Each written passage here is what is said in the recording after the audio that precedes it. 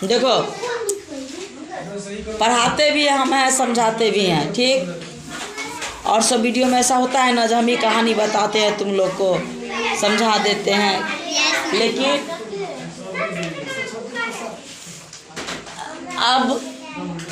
अब क्या करेंगे? जिसको किताब पढ़ने आ गया है वह घर पर से पढ़ के आएगा और मुझे बताएगा। अब हम नहीं बताएंगे, आगे ना समझ में। जिसको किताब पढ़ने आ गया वो घर से पढ़ के आओगे और हमें बताओगे इस कहानी में क्या दिया हुआ है, किसके बारे में दिया हुआ है, क्या सब हुआ, क्यों हुआ, कैसे हुआ। चलो बैठ जाओ, देवराज ठीक से बैठो।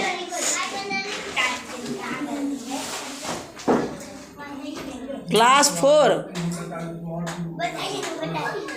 आज बहुत बच्चा नहीं आया है, खुल गया ट्यूशन लेकिन बहुत बच्चा नहीं आया है। राकेश नहीं आया 4 क्लास के, और नेहा नहीं आई है ना। मिथिलेश नाम है उसका, मिथिलेश और नेहा। और इधर आ जाओ सर। क्या क्या है कहानी में? सासी ऋचा। कहानी का नाम क्या है? सासी ऋचा। चलो तुम पहले बताओ, पर क्या है, क्या हुआ इसमें बताओ। मैम जिसमें ये डूब रहे थे ना, तो इसको निकालना। जोर से बोलो पहले। मैम जिसमें ये डूब रहे थे ना, इसमें तो कौन डूब रही थी? कौन डूब रही थी? उसका नाम बताओ। सीखा। सीता। सीखा। सीखा डूब रही थी। कौन बचाई? त्रचा। कौन बचाई? सीखा। सीखा डूब रही थी या बचाई? रीचा। प्रजा बोल रही है तू। शाखा बोल रही थी। शाखा बोल रही। ठीक से पढ़ा नहीं है या बोलते समय तुम धुकधुका रहा है, कैसे बोले? चल तुम बताओ क्या है इस कहानी में। बरसात का मौसम था ना, कई दिनों से ये सब घर में डूब के स्कूल की तैयारी में बैठी रहती थी। उसकी बहन बोली क्या जल्दी करो, स्कूल की लेट हो रही है। स्कूल की रीचा जल्दी जल्दी पैर बढ़ाओ, स्कूल की घंटी बजने वाली होगी। जा रही थी तो उसकी बोली क्या इतना कीचड़ में कैसे कैमरे की तरफ देख के चलते रही हो, धीरे धीरे चलते रही हो, जल्दी जल्दी। और वो ना चली गई पैर धोने गई, पानी पीने गई। कैमरे के तरफ देख के बोलो ना, ऊपर क्यों देखती है? तो पानी पीने गई थी ना, तो पैर धोने लगी। एक तो गड्ढा में पानी था भरा हुआ, तो उसी में पैर धो रही थी, तो उसी में डूब गई। तो बोल रही थी दीदी बचाओ, दीदी बचाओ, दीदी बचाओ। तो उसकी बहन की कान में आवाज़ गई। तो उसकी बहन बोली क्या ये तो सीखा की आवाज़ है। फिर वो गई आवाज़ के साथ साथ उसके पीछे पीछे। तो देखी क्या उसकी बहन गड्ढे में है, तो वो अपना दुपट्टा लेके उसके इधर बढ़ाई, तो नहीं ना पकड़ रही थी, तो थोड़ा और आगे बढ़ाई पैर। वो सोच रही थी क्या कहीं हम भी ना उसमें चले जाएं, इसीलिए तो दुपट्टा पकड़ ली, फिर निकाल गई। बचा ली अपनी बहन को, बचा ली। फिर दोनों ना रोने लगी गले लग के, बोल रही थी क्या दीदी हम पैर धोने नहीं। रीचा पूछी क्या तो कैसे इस गड्ढे में फंस गई थी, तो वो बोली क्या दीदी हम पैर धोने गए थे, तो उसमें पैर फिसल गया मेरा और हम उसमें गिर गए। तुम बताओ।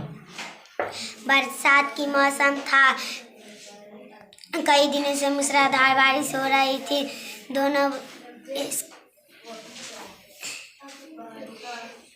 बोलो बोलो, डरो मत, कैमरे को देख करके बोलो।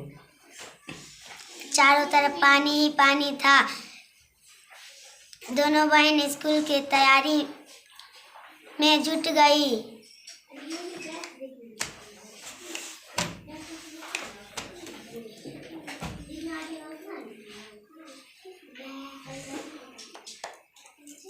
अपना भाषा बोलेगी, अपने भाषा बोलो।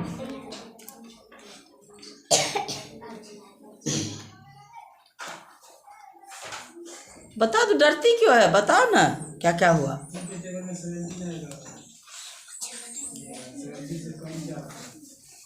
फिर से कहानी पढ़ना पड़ेगा, फिर से पढ़ोगे तब याद होगा। हाँ, ये जितना लाइन बताई है उतना लाइन तो नहीं बताई है, अब वो भी नहीं बताया। क्यों रे हीरो? इसको फिर से पढ़ के आना है, ठीक।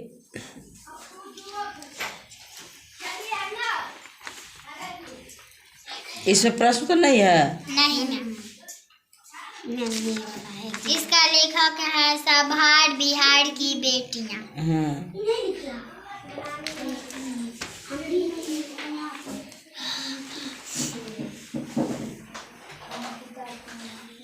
अब मैं बता रही हूँ, ठीक है। साहसी रीचा। बरसात का मौसम था, कई दिनों से मूसलाधार बारिश हो रही थी, चारों तरफ पानी ही पानी था। इतना पानी था कि गड्ढे और तालाब का अंतर ही मिट गया था। बरसात के दिनों में गड्ढे में, सबसे पहले गड्ढे में पानी भर जाता है, और जब ज़्यादा बरसात होता है तो गड्ढे से में भरने के बाद भी जहाँ तहाँ पानी लग जाता है, तो गड्ढा पता ही नहीं चलता है किधर गड्ढा है और किधर तालाब है और किधर रास्ता है। इतना न पानी हो जाता है पता नहीं चलता है। आज बारिश कुछ थम गई थी। कई दिनों से घर में दुबके बच्चे स्कूल जाने की तैयारी में जुट गए थे।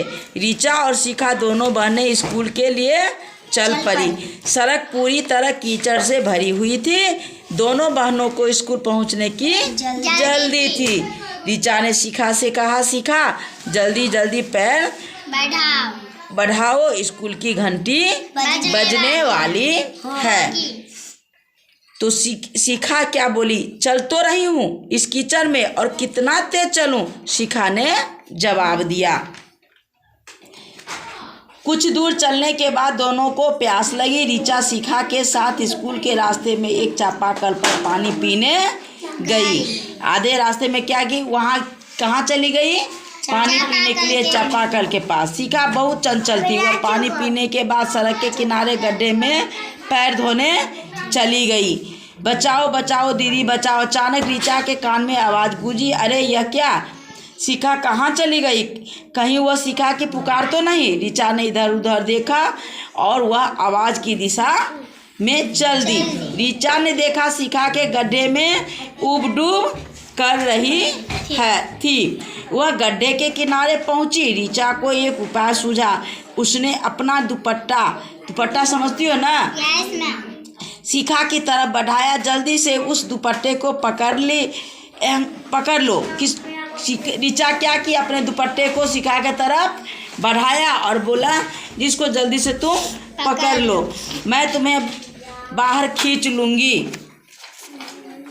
अगर नदी तालाब पोखर में या कीचड़ में कोई फंस जाए तो उसको बचाने की कोशिश किया जाता है ना, कि छोड़ दिया जाता है डूबने के लिए, मरने के लिए? बताओ। कोशिश किया जाता है बचाने की। शिखा अभी भी पानी में हाथ पैर मार रही थी। दीदी यह मैं कैसे करूं? कोशिश करो, तुम यह काम जरूर कर लोगी। रीचा गड्ढे की तरफ थोड़ी और खिसक गई। उसने कहा, अब तो तुम दुपट्टे को पकड़ सकती हो। रीचा को यह भी डर था कि कहीं उसके हाथ से दुपट्टा छूट न जाए। रीचा की मेहनत रंग लाई। शिखा ने उसका दुपट्टा पकड़ा और रीचा ने उसे गड्ढे से बाहर खींच लिया। दोनों बहनें गले मिलकर रोने लगी। तुम गड्ढे में कैसे चली गई? कौन पूछा? रीचा ने पूछा। पैर में कीचड़ लग गई थी, उसे धोने गई थी। अचानक पैर फिसल गया और मैं गड्ढे में चली गई, शिखा ने रोते रोते बताया। दोनों बहनें स्कूल पहुंची। उसके कपड़े कीचड़ में सने हुए थे। शिक्षिका को लगा कुछ तो गड़बड़ है। पूछने पर रीचा ने सारी बात बता दी। उन्होंने रीचा की पीठ थपथपाई। तुम थपथपाते हुए कहा, शाबाश तुम बहुत बहादुर लड़की हो। अब तो चारों तरफ रीचा की बहादुरी की चर्चा होने लगी। यह एक सच्ची घटना है।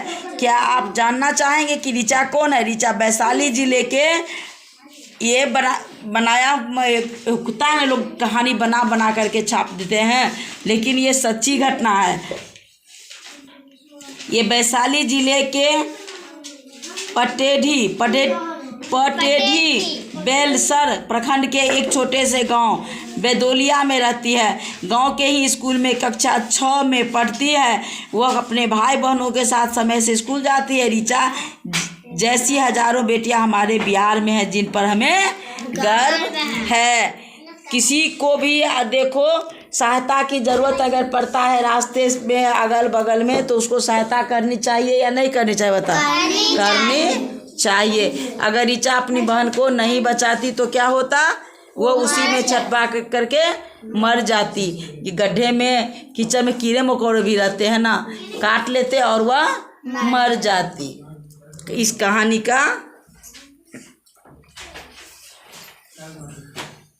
प्रश्न उत्तर नहीं है इस कहानी में? नहीं। चलो कोई बात नहीं, फिर से इसको दोबारा तुम लोग पढ़ लेना। अब इसके बाद क्या है? बल्ब। 17 पाठ में इसको याद करके लाना। मैम